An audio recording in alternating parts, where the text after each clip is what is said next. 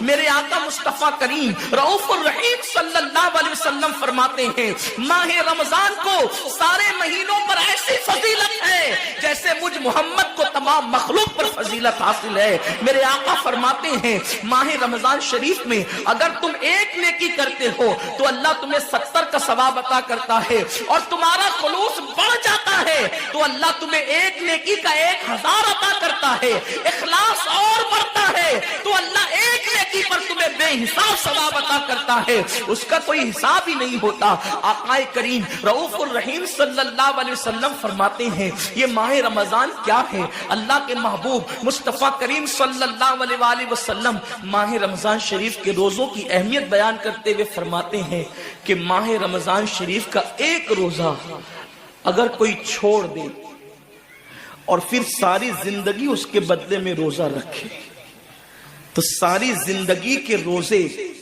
اس ایک ماہ رمضان کے روزے کے برابر نہیں ہو سکتے۔ یہ ماہ رمضان شریف کے روزے کو فضیلت حاصل ہے، اور اللہ کے حبیب صلی اللہ علیہ وسلم فرماتے ہیں جو ماہ رمضان شریف میں عبادت کر کے اپنی بخشش نہیں کروا سکتا، اپنی مغفرت نہیں کروا سکتا، پھر اس کو کبھی موقع نہیں ملتا کہ وہ اپنی مغفرت کا سامان کرے۔ آقا کریم صلی اللہ علیہ وآلہ وسلم فرماتے ہیں کہ سال بھر تک ماہ رمضان شریف کے لیے جنت کو آراستہ کیا جاتا ہے، جنت کو سجایا جاتا ہے، جنت کو سنوارا جاتا ہے، اور آقا کریم صلی اللہ علیہ وسلم فرماتے ہیں بڑی بڑی آنکھ والی حوریں اللہ کی بارگاہ میں عرض کرتی ہے میرے کریم ہمیں ان کی دلہن بنانا جو ماہ رمضان شریف میں تیری عبادت کرتے ہیں، ہمیں ان کے نکاح میں دینا جو ماہ رمضان شریف کی راتوں کو جگ کر کے تجھے منانے کی کوشش کرتے ہیں۔ آقا کریم صلی اللہ علیہ وسلم فرماتے ہیں اگر کوئی بندہ ماہ رمضان میں زنا سے بچے، شراب سے بچے، جھوٹ سے بچے، کسی کو تہمت لگانے سے بچے، اور ماہ رمضان شریف کا احترام کرتے ہوئے گناہوں سے بچے تو اللہ تبارک و تعالی ہر رات کے بدلے، رمضان شریف کی ہر رات کے بدلے 100 حوروں کے ساتھ اس کا نکاح فرمائے گا۔ یعنی 30 راتیں ہیں تو 100 حوروں کے ساتھ اس کا نکاح ہوگا۔ اور آقا کریم صلی اللہ علیہ وسلم فرماتے ہیں ماہ رمضان شریف کا احترام جو کرے اور احترام ماہ رمضان میں جو لغویات اور خرافات کو ترک کر دے، جو گناہوں کو چھوڑ دے، زنا کو، شراب کو، جھوٹ کو، بہتان تراشی کو چھوڑ دے، آقا فرماتے ہیں اس رمضان شریف کا احترام کرنے والے کے لیے اللہ نے جنت میں ایک ایسا محل بنایا ہے۔ اس محل کا حال یہ ہے کہ دنیا کے سارے اولین اور آخرین یعنی آدم سے لے کر آخری آنے والے تک، انسان تک، اگر سارے اس محل کے اندر داخل ہو جائے تو بھی اس محل کی اتنی ہی جگہ وہ لیں گے جتنی کی بکرے کی ران آپ کسی مکان کے اندر رکھتے ہیں تو بکرے کی ران کتنی جگہ گھیرتی ہے، بس تمام اولین اور آخرین اس محل کے اندر اتنی ہی جگہ گھیریں گے۔ یعنی وہ محل اتنا بڑا اللہ نے بنایا ہے، اور وہ محل صرف ان کے لیے ہے جو ماہ رمضان کے احترام میں گناہوں کو ترک کر دیتے ہیں، گناہوں کو چھوڑ دیتے ہیں۔ میرے آقا صلی اللہ علیہ وسلم کے پیارے دیوانوں، لیکن افسوس ہم اور دنوں کی طرح ماہ رمضان شریف کی راتوں کو ضائع کر دیتے۔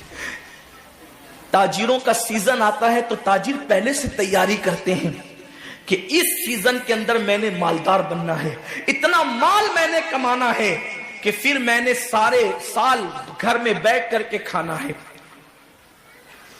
ٹیلر لوگ تیاری کرتے ہیں عید کے موقع پہ اتنی محنت کریں گے رات دن کہ سال بھر اگر کوئی کسٹمر نہ بھی آئے تو وہ گھر بیٹھ کے آرام سے کھا سکے۔ کپڑے والے سوچتے ہیں کہ سیزن آئے گا، جو بھی سیزن ان کا آتا ہے اتنا کمائیں گے کہ سال بھر بیٹھ کے کھائیں گے۔ لوگوں جیسے کپڑوں کا سیزن آتا ہے، ٹیلروں کا سیزن آتا ہے، پھلوں کا سیزن آتا ہے، ایک سیزن نیکیوں کا بھی آتا ہے، ایک سیزن مغفرت کا بھی آتا ہے، ایک سیزن جنتی بننے کا بھی آتا ہے، ایک سیزن اللہ کو راضی کرنے کا بھی آتا ہے۔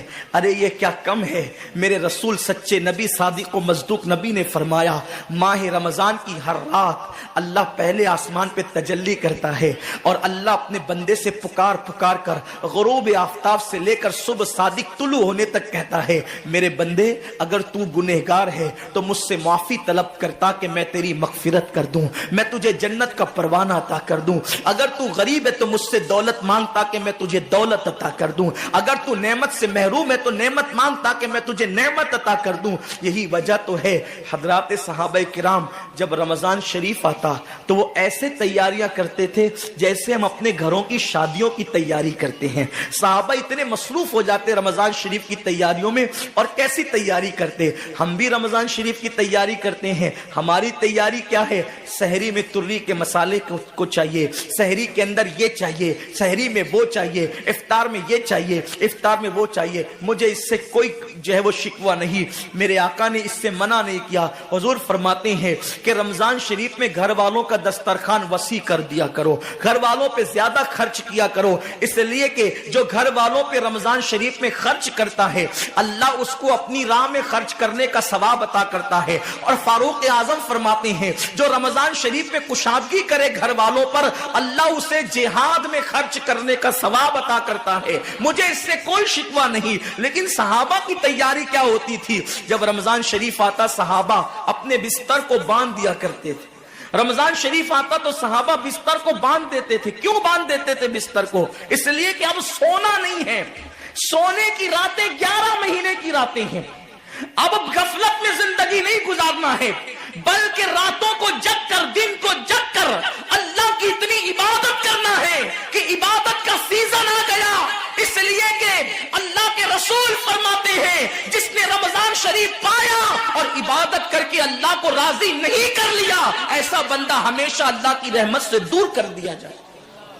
اس لیے صحابہ رمضان شریف کی تیاری کرتے تھے، بستر باندھ دیتے تھے، اور اپنا معمول کیا ہے؟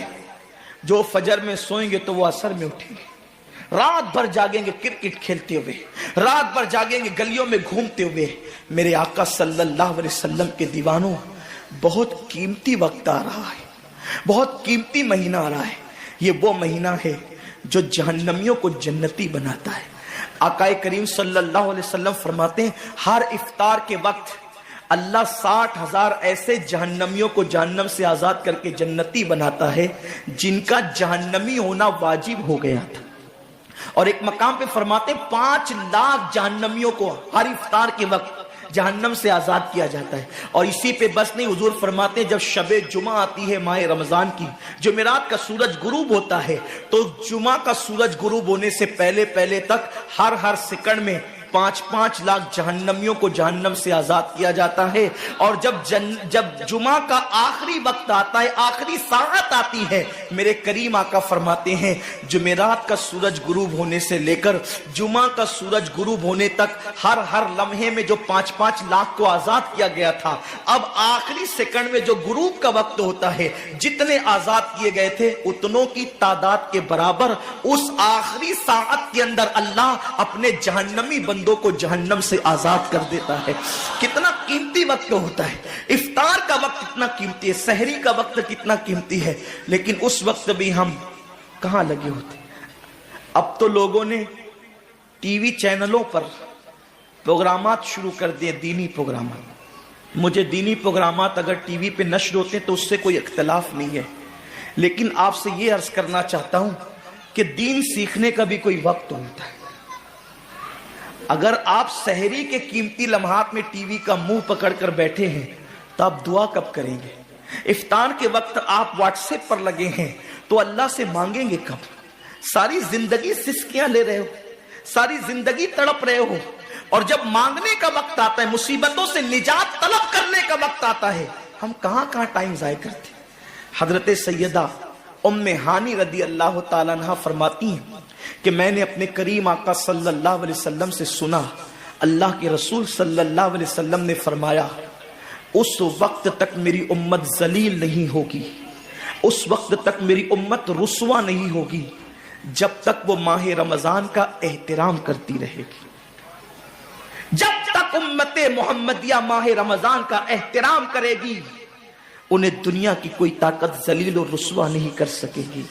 और जब मेरी उम्मत माह रमजान शरीफ के एहतराम को, ताजीम को तर्क कर देगी, उस वक्त मेरी उम्मत जलील और रुस्वा कर दी जाएगी। आज लोग सीरिया की तबाही पर मातम कर रहे हैं। आज लोग यमन की घरों को आग में जलने के हवाले से बेकरारी का इजहार कर रहे हैं। आज लोग हिंदुस्तान में मुसलमानों का हाले जार देखकर अफसोस कर रहे हैं। बड़े बड़े स्कॉलर मुफक्किराना तकरीर करते हैं, उम्मत का हाल क्या है, उम्मत का हाल क्या है, उम्मत जलील क्यों हो रही है, उम्मत रुस्वा क्यों हो रही है।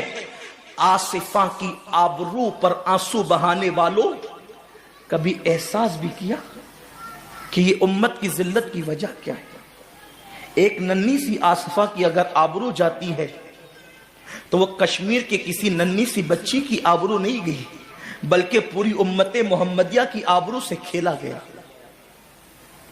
उम्मत की एक बेटी की आबरू, अल्लाह के हबीब सल्लल्लाहु अलैहि वसल्लम ने, मेरे आका ने इरशाद फरमाया, मैंने अपनी उम्मत की बेटियों की इज्जत को काबे से बुलंद कर दिया है।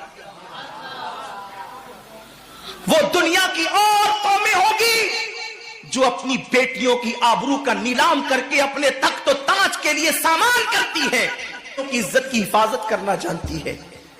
मैं आबरू लूटने वालों से मुखातिब नहीं हूं, इसलिए कि मजमा आबरू लूटने वालों का नहीं है। जो सुन रहे मैं उनसे बात करना चाहता हूं, जिन तक मेरी आवाज पहुंच नहीं सकती मैं उनसे मुखातिबत नहीं करना चाहता।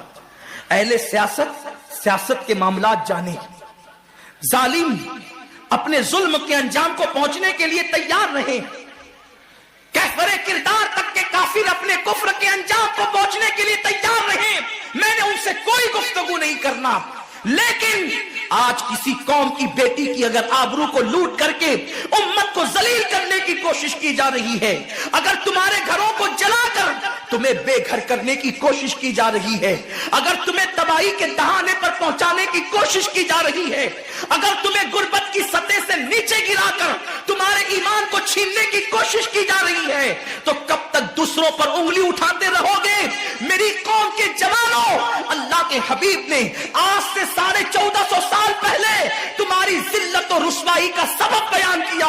इकबाल रोना रोते हैं, वाए नाकामी मताए कारवां जाता रहा, कारवां के दिल से एहसासे जिया जाता रहा। माह रमजान में शराब के अड्डों को आबाद करने वाले, माह रमजान में जिना के अड्डों को आबाद करने वाले, माह रमजान में छुप छुप कर खाने वाले, माह रमजान में अल्लाहु अकबर अपने हाथों की उंगलियों से इंटरनेट के जो है वो बटन को छेड़ करके जिना के मनाजिर देखने वाले, अपने माँ बाप का दिल दुखाने वाले, लोगों पे जुल्म करने वाले, नमाज के औकात में बिस्तर की पे सुकून की नींद सोने वाले, दिल खोलकर कान खोलकर अपने ईमान के कानों से, अपनी गैरत के कानों से, अपने दिल के कानों से मेरे नबी की हदीस को सुन लो।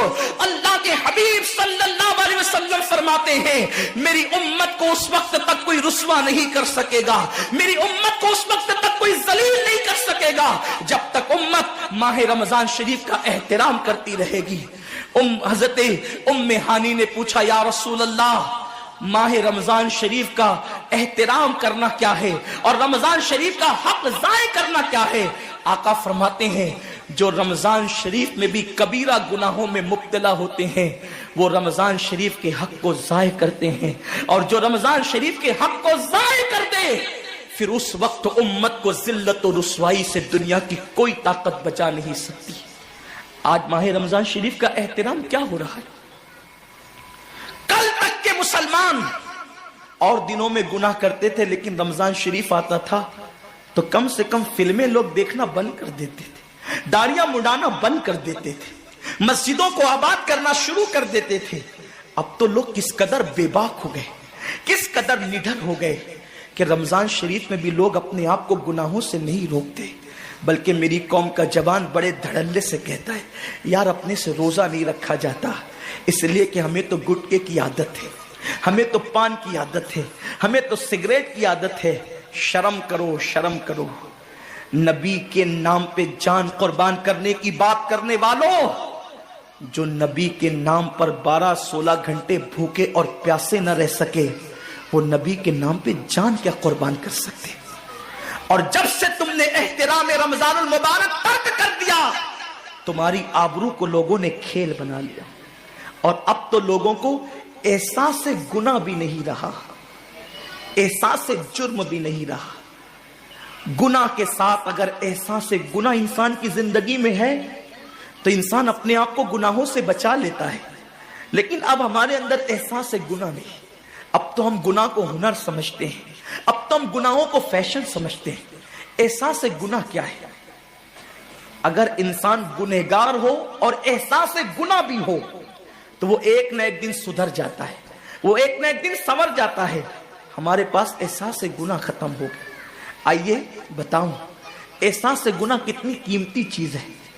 رمضان شریف میں کھا رہے ہیں، پی رہے ہیں، بلکہ مسلمانوں کی ہوٹلیں بند ہے تو غیر مسلموں کی ہوٹلوں میں کھا رہے ہیں، چھپ چھپ کر گھروں میں کھا رہے ہیں۔ لوگوں سے چھپ کر کھانے والوں، جو تیرا کچھ نہیں بگاڑ سکتا تو اس انسان سے چھپ کر کے کھا رہا ہے۔ جو خدا تجھے سزا دے گا کیا تو اس کی نگاہوں سے بھی چھپ سکتا ہے؟ اور روزے بھی کیا روزے رہ گئے، اب تو روزے بھی رسم بن گئے۔ جو روزے رکھتے ہیں رمضان شریف میں، ان کو روزہ رکھنے کی عادت ہے، وہ روزے کو عبادت نہیں سمجھتے۔ جو روزہ عادت بن جائے وہ نجات نہیں دلا سکتا، جو روزہ عبادت بن جائے وہ نجات دلا سکتا۔ ایک تو روزے کی عادت ہے اور ایک تو روزہ عبادت ہے۔ روزہ عادت اور عبادت میں فرق کیا ہے؟ عادت یہ سب نے رکھا ہم بھی رکھ لیں، یہ عادت ہے۔ نہ رکھیں گے تو کیا جواب دیں گے، یہ عادت ہے۔ نہ رکھیں گے تو لوگ تانا دیں گے، عادت ہے۔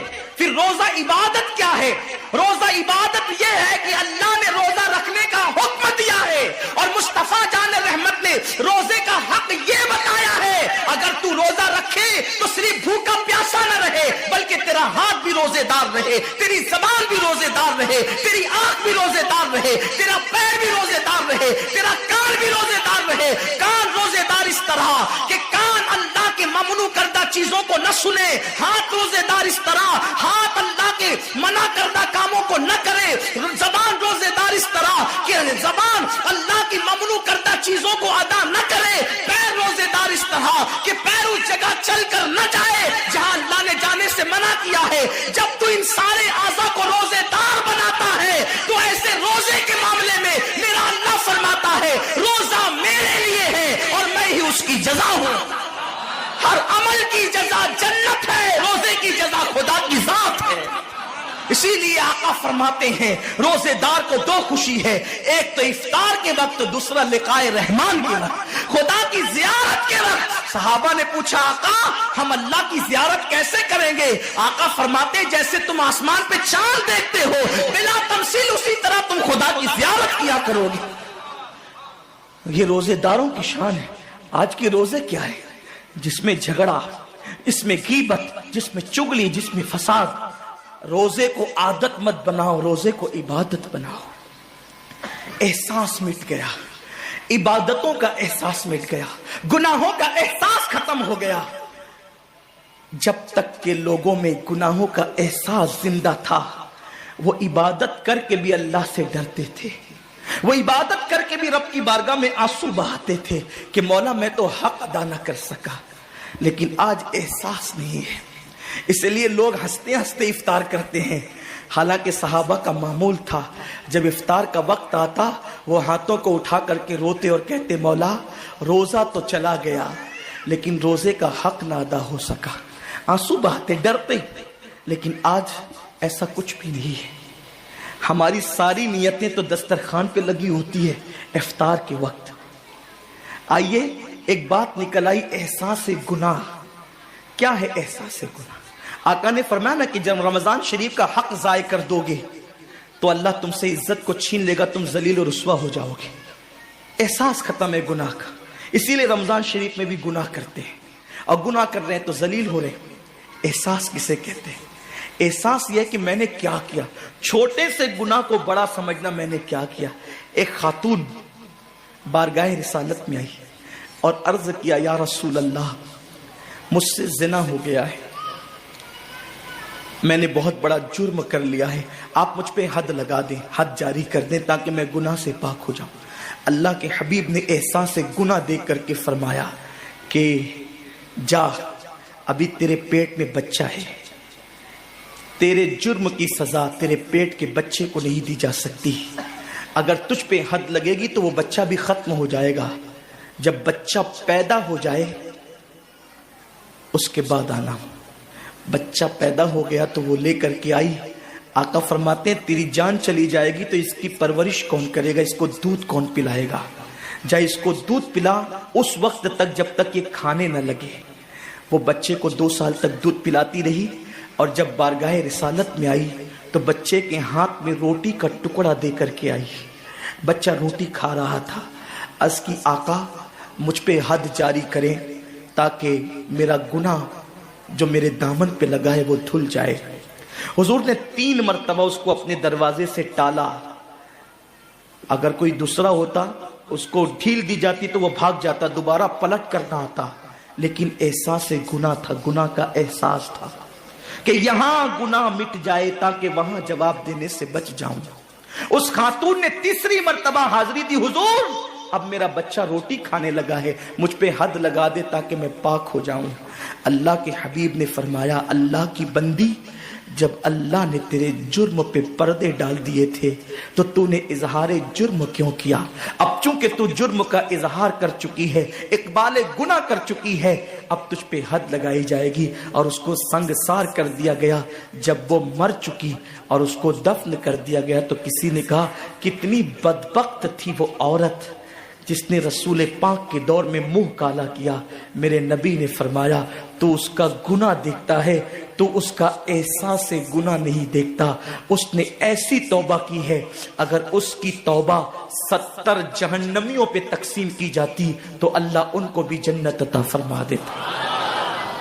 آقا کریم صلی اللہ علیہ وسلم فرماتے ہیں جو رمضان شریف میں گناہ کبیرہ کرتے ہیں، اب گناہ کبیرہ کی بہت بڑی تعریف ہے، اس کو نہیں بیان کروں گا، لیکن جو گناہ کبیرہ بڑا گناہ کرتے ہیں، پہلی بات تو چونکہ میرا مسلک صوفیہ ہے، صوفیہ سے کسی نے پوچھا کہ گناہ بڑا کیا ہے؟